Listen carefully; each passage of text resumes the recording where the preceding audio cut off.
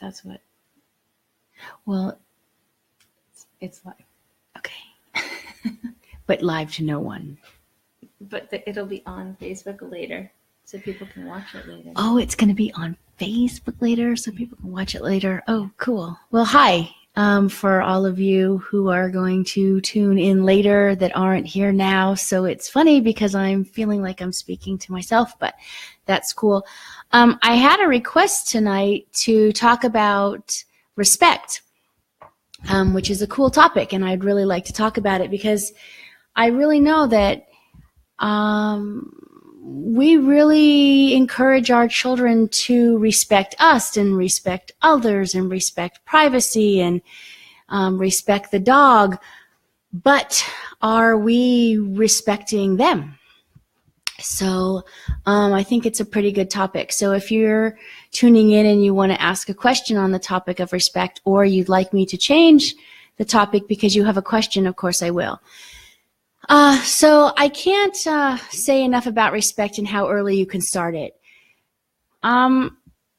Really, from the time you hold your baby in your arms for the first time, it'd be really nice to be respecting them. Like how you use your tone of voice, making sure that you're speaking soft enough and clear enough and giving eye contact. How you place your body around their little body, making sure you're holding their head up and their back up, and how warm they are or how cold they are. How do you have them confined, and are you paying really good attention to their movements to notice if they're uncomfortable or they're needing something, because they're really looking to us for everything they need. And how we're noticing them is the first moments of respect, or first signs of respect, rather. Things like even if we're speaking to them and we need to, there's a fly on the screen. If we're speaking to them, even if they're tiny and something takes our attention away, it'd be nice to say, just 1 second, I'll be right back to you. Just because all of these small things that you do with your brand new baby, over time practicing them, like for a few months, makes us better and better at offering respect to our children. That way, when we start young, as they get older, we've had more practice at the respect. So things like when we're changing their diaper. It's a really good idea to tell them, I'm going to take your diaper off now and it's going to get a little bit cold, and, your private parts are going to be out and I'm going to go quickly. And if they squirm, I would say things like, I know you're a little uncomfortable and we're almost done and thank you for holding still. And then when you have their diaper back on, you can say, things like, I hope you're comfortable and you're feeling good. And then as they get a little older, I can say a lot more about babies. I'm going to move on a little more quickly, but if you actually tune in and you have more questions about really young children, please feel free to send the Heart House a message and I'll make sure to answer it next week. Or if you send me your number, I'll text you back with my thoughts of the answer to your question. And when we start with respect young and we build up a repertoire of respecting our children, and they get a little bit older, there's other things we can do. Like if we're entering a space they're in, like their room, knock on the door. If they're speaking and we're going to interrupt them, we might say, excuse me for 1 second, I have to interrupt you, or I'm hearing you, but I need a second. Just things that in time you're going to want them to do back, because respect comes from the inside out. It's not something we can demand, and we know we're giving it when we receive it, and we know we're not doing a good job as parents of giving it when we're not receiving it. I have a situation that I've been privileged to over the last couple days. And so I'll just talk about that for a second. It's about play dates, and it's about with 5 to 7-year-old children. And a lot of times, us as parents, particularly maybe moms, we set up play dates for our children that they might not want. And we encourage things in our own homes that maybe our children don't want, like inviting their friend to eat over before we've asked them, would you like your friend to eat over? Or if it's bath time, telling a little friend that they can take a bath with your child before asking your own child if they'd like to take a bath. Or maybe if you have plans with your child has plans with another child and the plans need to change for you, you might want to ask your child first if that sounds okay. Make sure the change is all right, and then have your child notify the other child who the play date's with to make sure that it's okay with them. And these might seem like small things, but every small thing leads to the bigger thing, and all of this is practice of respect. And I can't say enough about how if you don't give it, you won't get it. If you don't pay attention, your child's not going to pay attention. If you don't listen, they're not going to listen. If you overstep boundaries, they are going to overstep boundaries. So for sure, start to practice what you're wanting from them. Practice giving it to them. Okay. I hope that made some kind of sense. And, it's good to see you, Jewel, and hi, Isabel. I'm imagining, Isabel, that this is a good subject for you, and if you have any questions, please feel free to ask. I had a really interesting situation happen today at school. I'm co-owner of a school called the Heart House. It's a really cool social and emotional growth center in Tarzana. And we have a few rules, not many, but a few. And all the rules that we have revolve around danger. The hardcore rules, the ones that just cannot be broken for sure. And one of the rules is the kids can't open the front door. And it's a hard rule, no question about it. You have to listen to that rule. And I have one little fella that comes to my school that knows the rule for sure. And today happened to be a really fun, exciting, energetic, playful, very bonding, connecting day. So the kids were full of that. It came time to go, and this little guy opened the door and ran out the front door. And I stood at the door and I said, oops, come back in.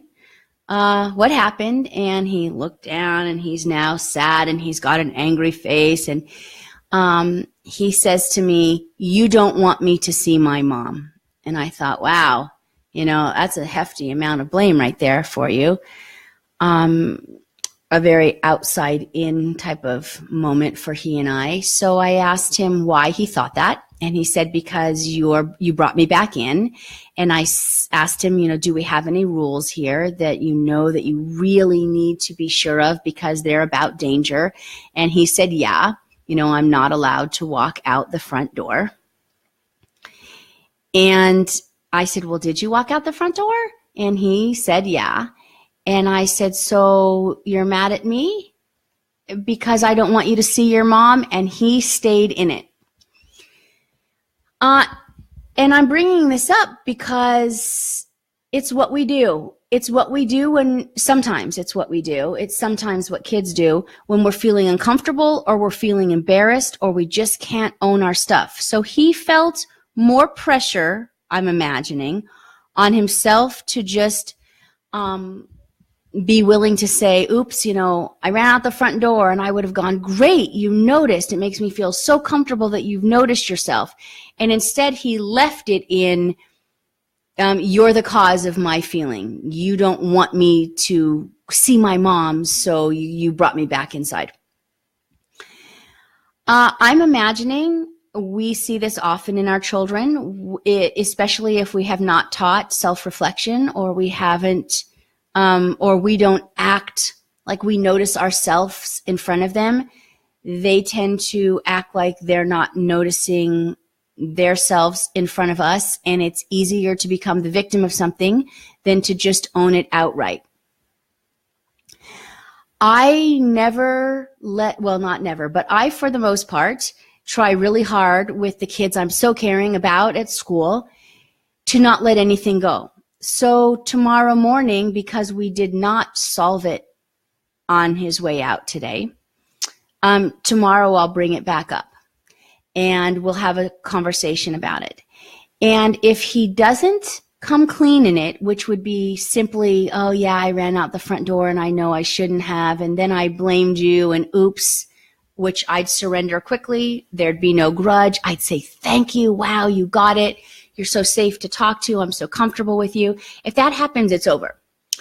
If that doesn't happen, it's not over. And if it's not over, then it wouldn't make me want to play with him tomorrow. And, we've been really learning how to play games together. We've been playing Monopoly. Today we played Boggle, and he's very excited to play again tomorrow. I just wouldn't be interested in playing. And I won't make a big thing about it. I won't threaten him in the morning, like if you don't say, I would never say you have to say sorry. That's just, not a self-reflection, and it's not from the heart, and it's not any type of self-awareness. So there is no just saying sorry. And I won't say anything to him about what he needs to do, but I will act in an honest, authentic way about what it feels like. If you blame me for something and you're not self-aware, I might want to take a step back from you and treat you how I'm really feeling toward you, which is uncomfortable. And this is my actual discipline suggestion to do with children when they are acting like a victim or blaming you for what's going on in their life. And then as soon as so maybe he'll say, I want to play Boggle. And I'll say, oh, I'm still uncomfortable from yesterday, so I don't. And then if he says, oh yeah, yesterday I realized I oopsed and I did this, I'll say, oh my gosh, I feel so much better. Whew, glad you said that. I'm happy to play Boggle with you now.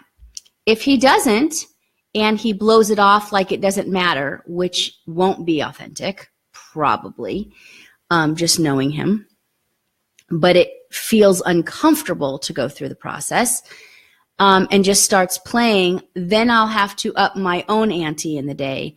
Like if I'm eating something and he wants a bite, I'll have to say things like, you know what, I'm really not wanting to share with you. And I'm telling you this, and I do this because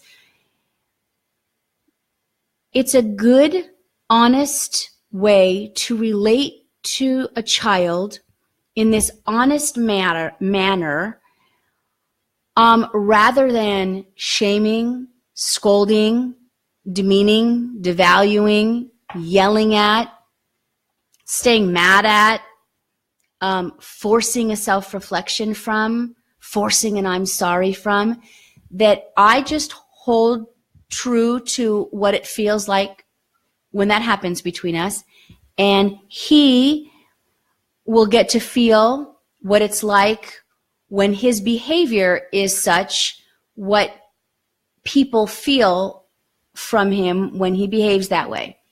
And then, of course, like I think I've said, as soon as he comes around, even if it's a small come around, because he's young, he's 5 years old. So as soon as he comes around, I'll fold and give him big props for coming around. Whew, it's so interesting for me to watch myself just speak to myself and not be interrupted. It's kind of crazy. But I am enjoying it. And okay, but someone ask some kind of question now so I could pause for a moment and give myself and you a little bit of a break from, hearing my rant, I guess. So, hi, Isabel. How's the content for you so far? And did any of it spark something that is good for you, helpful, insightful? Would you like me to elaborate on anything, or do you feel maybe a discrepancy with something? And I really appreciate you being here again this week. It's really nice to have you. And Sophia, if you're with mommy tonight, hi. And that's something I can talk about too. I just thought about one other thing I can talk about while thinking of you, but I won't name any names, of course, with the kids that I work with, in case they go back and watch this and they get a little uncomfortable with who they might be. And I really love, when I grew up, as a kid, I didn't get any lessons. I was really not taught how to be. I was a little bit ignored, and I didn't have much value, and it wasn't quite be seen and not heard, but it was, you can be seen but don't have any feeling and don't need anything. And, I just honestly don't remember a single lesson. And as wonderful as my relationship is with my mom now, it wasn't good when I was younger. And she's let me know, she didn't know how to teach me a lesson, and she didn't speak what she calls child language. So we just didn't talk about things. But I have a hard drive to teach lessons and teach them through cause and effect. I like to start out by teaching them softly. And I absolutely don't like to let things go, because letting things go is no lesson. So I'm thinking of another particular thing that happened this week that I can recall. And I work with an absolutely lovely, sweet, wonderful, smart, beautiful young little girl. And I love her so much. And I let her borrow a necklace of mine. She didn't ask me to borrow it. I offered to let her wear it. She was feeling a little disconnected from me and wasn't going to see me for a while. And I knew it would keep us in connection. So I let her borrow it. And when I put it on her, I asked her to, keep it on and, not take it off. And I made sure I clasped it really tight and took responsibility for that. And a few days later, I found out that she lost it. And when she beautifully called me to let me know she lost it, which was awesome. When she was talking to me, she said things like, well, I don't know what happened, but I looked down and I guess it wasn't there. And, kind of had some sentences of blowing off that I lost your necklace. And I thanked her for letting me know. And I asked her, because I couldn't bypass the lesson, and she didn't offer up maybe what her parents' lesson for her was going to be. So I asked her, did you check lost and found?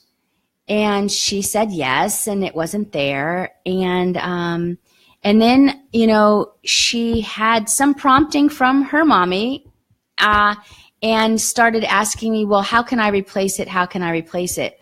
And I knew that I let her wear it, and if she lost it, I would never think that it was going to be replaced.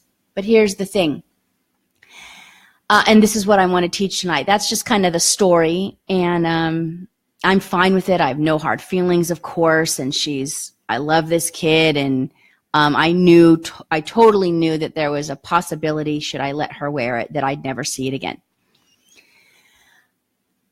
And it's so cool she lost it, because it's such a great opportunity to teach a child what to do if they've borrowed or have something that somebody else's and they lose it, which is why I'm bringing it up. So these are some examples of what I might have done, if this was my kid, and actually have done when it was my kid. I would talk right into them and just say, first I'd find out how they were feeling about it. And then I would say, well, tell me, this is the parent. As the parent, I would say things like, tell me about what you think we need to do now. And if the child were to say, well, I think we should tell the person who owned it that I lost it and I'm sorry. And then as the parent, I would say, okay, would that comfort you? Would that be enough for you if the situation was reversed? And I don't think they would say yes, because I know, 5, 6, 7-year-olds, everything they own is their most precious thing, and things are so special. And so my hope would be they'd go, no, I'm upset, or I want it back, or I hope they're looking for it. And then I might say, good, yeah. So what do you think you could do? And I would keep the dialogue going until they came up with something that looked like they were very proactive in trying to get it back. And I remember this one time my daughter lost something. And so we made signs. It wasn't hers, and we made signs, and she was really young, and we put them around the house because it was something of her brother's and it was in the house. And she drew a picture, and I helped her write the words to, it happened to be my son's little frog, and stuffed frog, and she was playing with it and didn't know where she set it down. We couldn't find it. She looked for it, and I'm positive my little friend who lost my necklace probably looked for it a little. She said she realized it at the end of the day, and I don't know how much looking back you can at a whole school. But I would, as the parent, I would be encouraging some going above and beyond before it was just over. So back to the frog thing. So my daughter and I made signs. Lost frog, if you see it, let Madeline know. She put very special, Danny's frog. And we put them around the house. And when my mom came to visit, which, is her grandma, we handed one to my mom. And it just gave her that jump start of how to care for something and how to,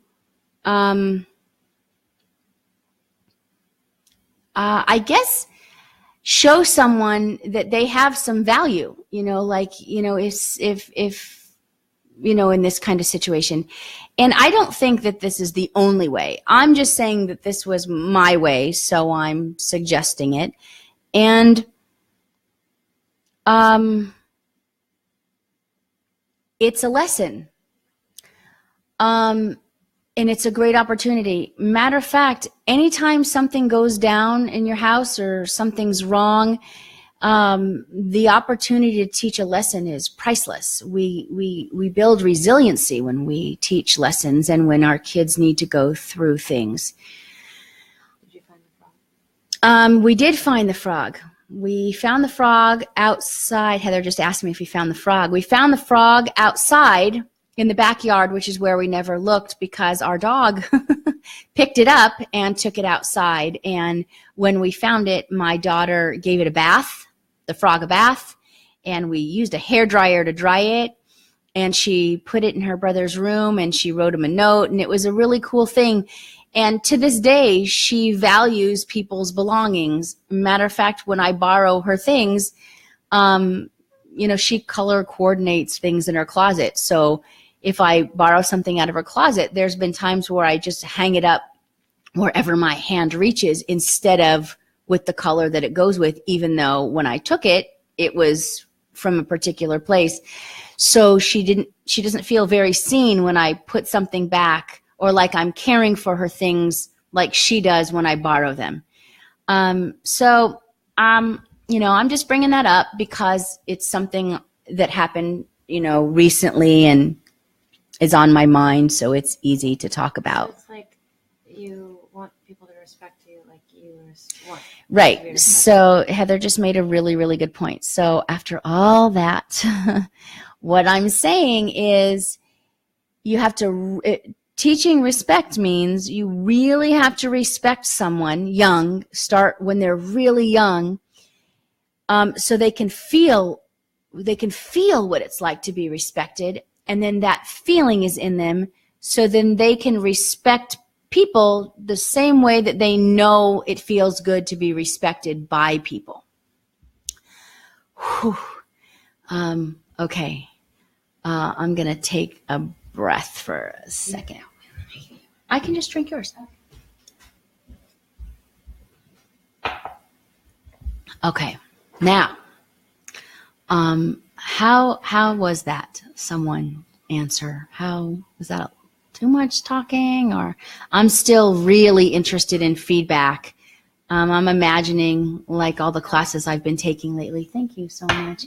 It's going to take me a few weeks before I get really comfortable and, chatting and getting really clear on how to do this. And I got some feedback tonight to have some topics ready to discuss. So if no one answers questions, I can still be talking. And I appreciate that feedback. And that's where I thought of the respect thing and the necklace thing. The thing with my little guy where he broke a rule. What about if they already don't respect you? Oh, it's such a good question. So Heather's asking, what if your child already doesn't respect you? Well, if they don't respect you, you absolutely know. You can feel it. And maybe if you don't know, it's things like blowing you off, not paying attention to you, not listening, talking over you, feeling superior to you, mocking you, making fun of you. I'm pretty sure we all know what it feels like to be disrespected. So I can tell you this, in my experience, it's just not okay. It doesn't work. It's not right even maybe. And I don't mean that judgmentally. I just mean like literally it doesn't go the way where a child can respect first. So if you have a child that's not respecting you and we're not talking about respect like hold still and be ready and fold your hands and stand in line and don't ever interrupt, or I'm using respect as a feeling of where there's an awareness of everybody matters equally and we care for each other, and if I've asked something of you, you'll give me the space to let me have what I'm needing, like maybe if you're on a phone call with a friend and they need to respect the fact that you're on the phone call or not interrupt. But anyway, so if you have a child that you already think is not respecting you, oh, thanks, Jewel. Right. I'm not talking about obedience at all. That's great. Thank you. There's no value in an obedient child. We just create a follower and someone nervous and maybe even sometimes feeling panicked or not good enough. But if you have a child that's not respecting you, my best advice, once you noticed, is to start respecting them. And I would start with a self-reflection, like, I noticed the other day I said something to you and you didn't like it and you walked away and went, nah. And I felt disrespected and I was thinking about it, and maybe it's because I'm not respecting you, so you're not taking it in from me, so you don't feel like, it doesn't naturally come out of you toward me. So I would self-reflect something like that. And then a lot of times very shortly after I'd have that self-reflection with my child, I would do things respectfully. And I would look for how respectful am I? Like if I have a daughter or even a son and I'm brushing their hair, am I aware if it's hurting them? If they say, ouch, do I say, oops, sorry, that might have been too rough on your head? Am I walking in their room to put their clothes in their drawers? Am I not knocking? Did I never ask, do you want me to put your clothes away? Did I never find out, do you want all white clothes in one drawer? Do you like all shorts in one drawer and all t-shirts in another drawer? Is their room set up how they wanted or how I wanted? Like, how respectful of someone else's person are we as parents before we think that they're going to respect us? So I would take some time to think about it and really get clear on how respectful I am. Then I would self-reflect, and then I would spend a lot of time going first and see, without asking, if I just naturally get it back. And I can almost guarantee you, if you're really working on it, if you can really see it and you're looking right into them so you see where their disrespect to you is coming from, and if you put time into it, it'll naturally turn around. And you'll have a healthier relationship, a closer bond, a better connection, and you'll enjoy your kid because they're so enjoyable. Really, we just treat them really, really well, and we get back really fun, nice people to be hanging out with that hardly give us a hard time. Yeah. So, there's that. Why do kids give you a hard time? Like, what if they are, like, trying to give you a hard time? I'm so glad you're here to ask a question. What if your kids are trying to give you a hard time? Okay, so here's the thing. Look at your child's behavior as a whole movie, a play, a theatrical skit right in front of you. They are telling it to you all day, every day, how they're feeling and in relation to how you're doing as a parent. So it's all right in front of us. It's, and we just learn to read their behaviors, and we can self-correct and adjust. So Heather's asking, what if they're purposely like they're trying to get at you? Yeah. Well, if you have a kid that's trying to get at you and they're, you probably want to think backward. What are some of the things that I noticed or someone gave me feedback maybe last year or the year before, if they're 2 or 3, to when it first started that they were trying to get at me or at you.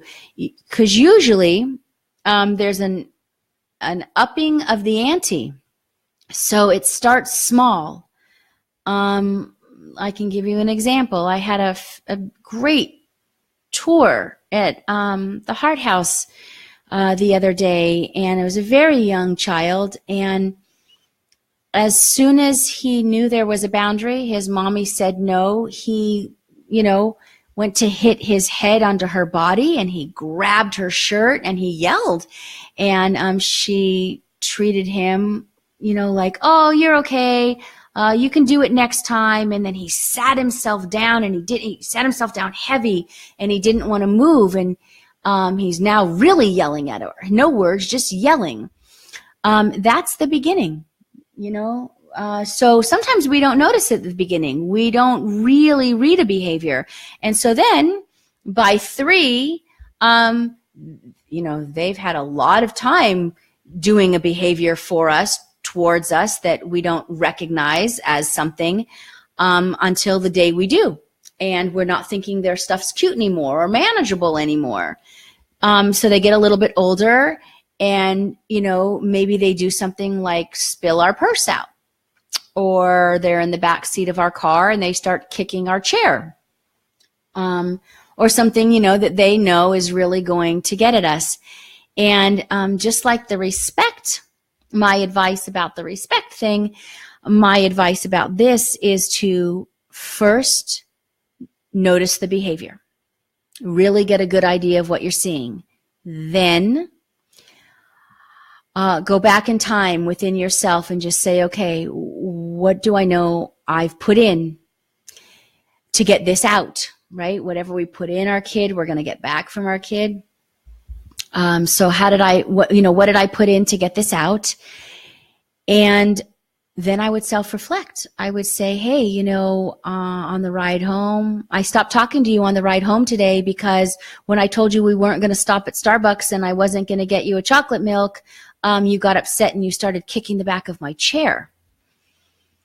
And you know how you know, I need it quiet when I drive, and we've talked about this, so I can really tell that you having, you know, getting your angries out toward me on the ride home for not getting your way was to get at me a little bit. And I'm imagining, you know, you're trying to get at me a little bit because of something I've done to you that you're not liking. So I've taught you this behavior and I've shown you that it's okay, but today's the day I'm telling you it's not.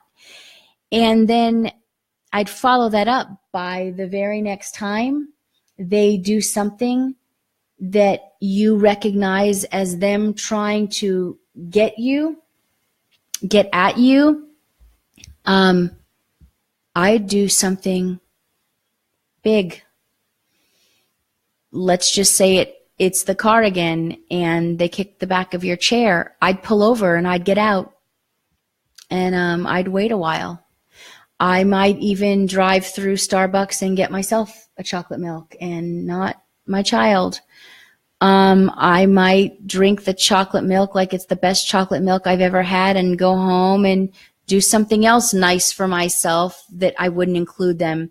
And I wouldn't do this so they would feel shame.